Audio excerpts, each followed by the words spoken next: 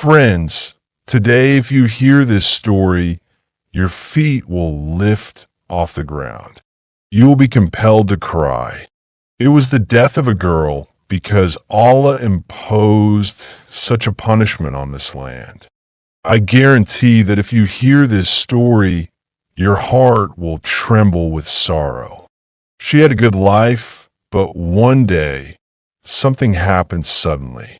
Because of this, Allah's wrath descended upon this land. When I was reciting the Quran, I saw a distant image of such severe punishment that I had to stop my recitation. An old person was sitting and crying. It seemed like the grave was only made a few days ago. When I saw it, I felt like someone had to be nearby. He looked up and called my name with a deep gaze. His daughter was around 18 years old, but she suddenly died. I couldn't understand what had happened, but it was clear that she had lost her life in this way. Miriam was content in her life and was a good girl. We didn't know anything, but when we heard about Miriam from Uncle Mafizin, I became very upset. I felt completely alone. You know that Miriam was my only friend, and now she had left me completely alone. She devastated her father to the extent that I took Uncle into my car to take him home. After a few days, my childhood friend, Imran, found me and asked about my condition. I smiled and said, "What do you want to say?" He laughed and said the entire neighborhood was still talking about Miriam. No one knew what had happened to her. After resolving the entire matter, I asked my friend for permission and went to Uncle Mafizin's house. I thought maybe he was lying, but he said, "Come in, my son, sit down." When I saw this, I was very happy. I asked about his condition, and then he asked about Miriam. "Why are you so quiet? Do you have a problem?" She always smiled and said no, but when I returned home from the office, I saw Miriam at home, making tea and sitting next to me. Red heart, I didn't want to hear a lie, but I was puzzled as to why she would lie to me, because Miriam never tried to lie. Therefore, I decided to remain silent, but worries had taken over my mind somewhere. Where was Miriam going? This thought troubled me.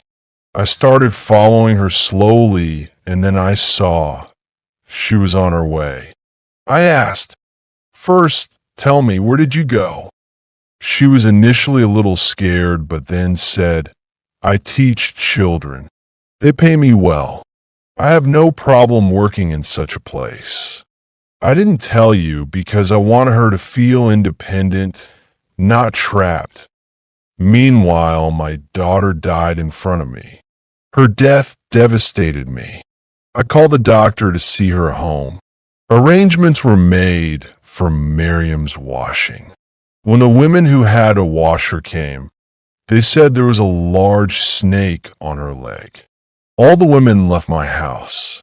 How could it be that I would leave my daughter's last task incomplete? I was entering the house when I saw how her neck was wrapped around.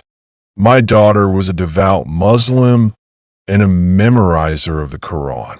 How could this happen in Qadian? I couldn't understand, so I asked a friend for help.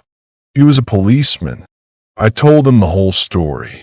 When the people of that house came to the video, they had actually trapped Miriam. After a long time, they realized that Miriam was a memorizer of the Quran.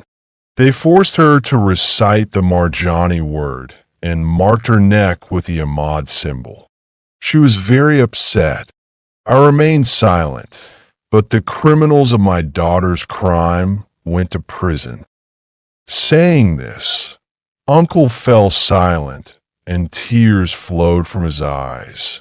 She was very religious, and her wish was to teach children religious education.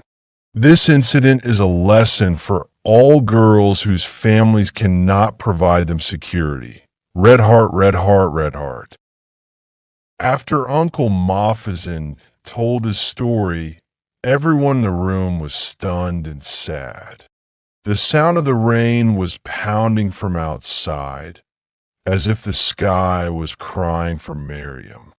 Uncle, with his trembling hands, handed me a cup of tea and softly said, "You know, Miriam always wished to become a teacher and teach children the Quran. She was always in search of light and love." Uncle Moffisin's tears rolled down his cheeks, and I couldn't hold back my own tears. After that, I returned home and spent the entire night thinking about Miriam and her fate. She appeared in my dreams many times with her beautiful and bright smile. I decided to do something for her and her unfinished dreams. The next day, I went to Uncle Moffisin's house and told him, "Uncle, I've decided to build a school for children in memory of Miriam. I want children to learn the Quran there and grow up with her values." Uncle Moffisin looked at me with tear-filled eyes and said with a trembling voice, "This is the greatest honor for me and Miriam. I always prayed that someone would come and continue her dreams." From that day on, I worked hard to build the school and keep Miriam's memories alive. Building the school was not easy, but with the help of friends and family, we gradually made progress. Each passing day, I felt Miriam was with us, and I saw her smile everywhere in the school. On the school's opening day, all the people from the neighborhood gathered and celebrated the event with tears of joy and smiles of love in Miriam's memory.